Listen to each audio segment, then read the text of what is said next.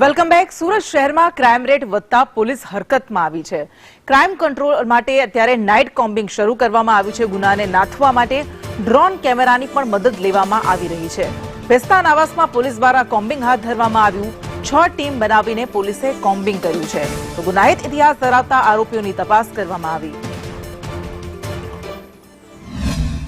Dindoli police station વિસ્તારમાં જે ભેસ્તાન આવાસ છે ત્યાં શરીર સંબંધી અને મિલકત સંબંધી ગુનાઓને અટકાવવા માટે અને આ પ્રકારના જે આરોપીઓ છે એને પણ ચેક કરવા માટે એક કોમ્બિંગનું આયોજન કરવામાં આવ્યું છે।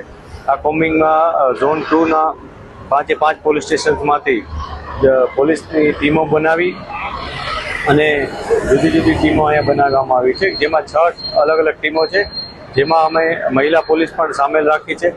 અને આ તમામ લોકો એમને જે પણ ટાસ્કિંગ આપવામાં આવ્યું છે એ ટાસ્કિંગ મુજબ જે આરોપીઓનું લિસ્ટ છે એને ચેક કરે છે। એમાં MCR કાર્ડ અને શરીર સંબંધી ગુનાઓના આરોપીઓ છે। આ ઉપરાંત અગાઉ કોઈ ડ્રગ્સ કે એ પ્રકારના ગુનામાં જે સંડોવાયેલા છે એમને પણ અમે ચેક કરી રહ્યા છીએ।